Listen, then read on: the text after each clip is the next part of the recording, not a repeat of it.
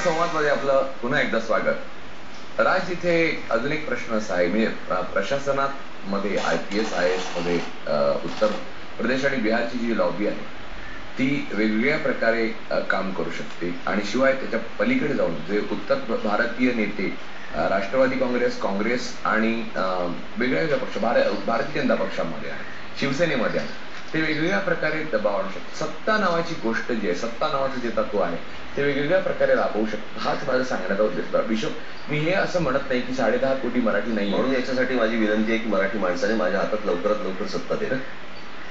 दुसरा एक मुद्दा आहे, सत्ता देण्याच्या संदर्भातला मुद्दा असा आहे की तुम्ही वर्तमानपत्र काढणार असं बराच काळ मी ऐकत होतो. म्हणजे मी एकटाच ऐकत होतो असं नाही, बरेच जण ऐकत होते. लोकांचा गैरसमज होईल की बऱ्याच जणांच्या अशा बातम्या छापून आलेल्या होत्या की राज ठाकरे वर्तमानपत्र काढणार, परंतु तुम्ही वेबसाईट काढली. त्या मग मागची भूमिका काय होती, नेमकी काय वेबसाईट काढली? आणि मुद्दा एवढा आहे की एवढं तुम्हाला असं वाटतं की अशी कम्प्युटर लिटरसी एवढी आहे की तुमची वेबसाईट बघून तुमची भूमिका लोक समजू शकते? असं नाही राजू. कसं होतं की या सगळ्याच्यामध्ये वर्तमानपत्र काढणं ही काही सोपी गोष्ट नाही. आणि आज सर्व अर्थाने बरं का पक्ष चालवणं आणि त्याचबरोबर वर्तमानपत्र चालवणं ही काही सोपी गोष्ट नाही. याच्यासाठी खूप पैसे लागतात. माझी इच्छा जरी असली मी काढणार नाही याच्याला भाग नाही आहे, काढीन मी. पण आता ह्या सगळ्या पक्ष चालवणं, त्याच्यात या सगळ्या निवडणुका आणि या सगळं गोष्ट पाहता आता ते शक्य नाही. मग त्यातल्या त्यात आता मी लोकांशी कसा काय संपर्क साधू शकतो? तर मला असं वाटतं वेबसाईट शिवाय आता माझ्याकडे दुसरा मार्ग नव्हता, म्हणून ती वेबसाईट केली ज्याच्यावरती माझी भूमिका ही मराठी आणि इंग्रजीमध्ये आलेली. महाराष्ट्र धर्मासंबंधीचं तुमचं जे विचार आहे, तुमचा जो तत्व आहे, त्याच्यामध्ये महाराष्ट्रामध्ये 6 जे विभाग आहेत मुख्यत्वे, विदर्भ आहे, मराठवाडा आहे, उत्तर महाराष्ट्र आहे, मुंबई आहे, कोकण आहे, या सगळ्यांना सामावून घेणारा सामूहिक जो घटक आहे तो आहे शेतकरी. 2 गोष्टी म्हणजे मागच्या रविवारी बोलताना आपण थोडं बोललो होतो, त्याला ओझरता स्पर्श केला होता, पण याच्यात मला स्पष्ट भूमिका पक्षाची म्हणून हवी आहे की शेतकऱ्यांसंदर्भात प्रश्न असा उभा आहे राज की पॅकेजेसना तुम्ही विरोध केला, हे मी समजू शकतो, परंतु इथे प्रश्न असा आहे की शेतकरी हा नेहमी तोट्यात जातो आणि त्याच्या मागचं मूलगामी अर्थशास्त्र काहीतरी बेसिक मध्ये चुकलेलं आहे हे लक्षात. एक तर तो निसर्गावर अवलंबून आहे आणि दुसरा तो सरकारवर अवलंबून आहे. या दोन्ही मधनं तो विळख्यातनं बाहेरच पडू शकत नाहीये.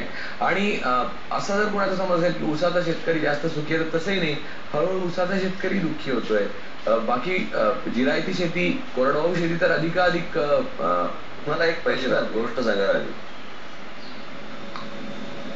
जे शेतकरी राजकारणामध्ये आहेत त्यांची चांगली शेती कशी हो? ती शेती नाही, त्यांनी राजकारणाची शेती केली आहे, त्यामुळे त्यांची स्वतःची जी शेती आहे आणि जे राजकारणामध्ये आहेत त्या शेतकऱ्यांना हा फटका का नाही बसत? ज्याचा राजकारणाशी काही संबंध नाही असा जो शेतकरी महाराष्ट्रामध्ये आहे त्यालाच प्रत्येक वेळेला फटका का बसतो? मी माझ्या एका सभेमध्ये मी म्हटलं होतं की अशी रेताड जमीन चालली आम्ही चाललोय, मध्येच एक हिरवा पॅच मोठाच्या मोठा.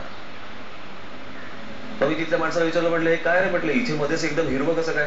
ते बोला नाही, आमदार साहेबांची जमीन.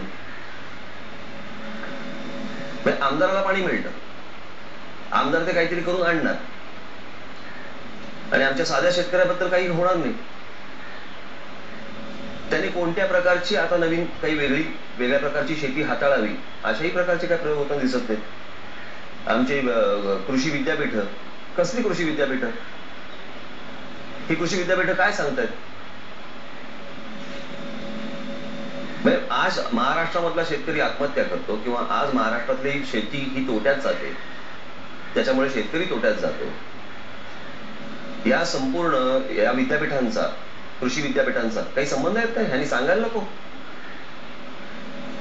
हे इथले आमच्याकडचे नेते जाणार कुठे? इस्रायलला, तिकडची शेती बघायला कशी चालली बघायला. तिकडच्या जमिनीपेक्षा इकडची जमीन सुपीक आहे. पण त्याला हव्या असलेल्या गोष्टी जर समजा इथले राज्यकर्ते जर पुरवत नसतील, अजूनही आमच्याकडे जर मराठवाड्याला पाणी जाणार असेल तर पश्चिम महाराष्ट्रात चिडणार, पश्चिम महाराष्ट्राला पाणी जाणार असेल तर उत्तर महाराष्ट्रात चिडणार. ही कुठची संस्कृती?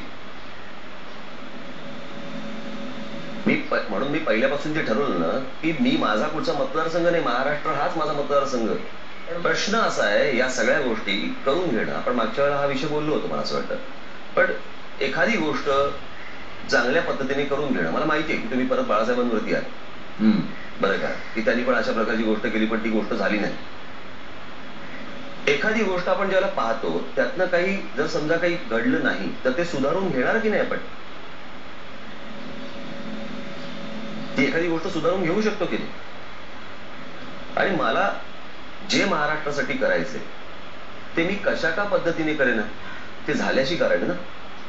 त्याच्यासाठी मी लाल दिव्याच्या गाडीत बसलं पाहिजे किंवा माझ्यासाठी म्हणून कोणीतरी लाल दिव्याच्या गाडीत बसलं पाहिजे? तुम्हाला काम झाल्याशी मतलब आहे ना.